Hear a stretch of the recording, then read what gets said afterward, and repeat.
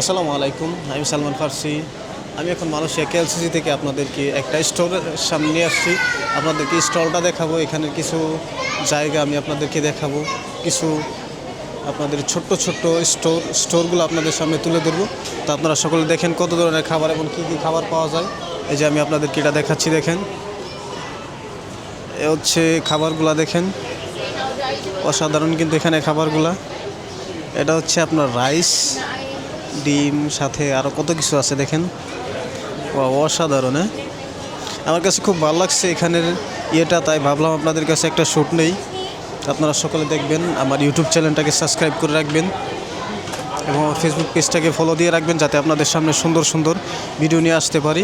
ছোট্ট একটা স্টল, এখানে কিন্তু টিকিট দিয়ে মানুষ খাবার খায়। স্টলটা কিন্তু অসাধারণ, একজন মানুষ এটা পরিচালনা করছেন। কোনটার প্রাইস কত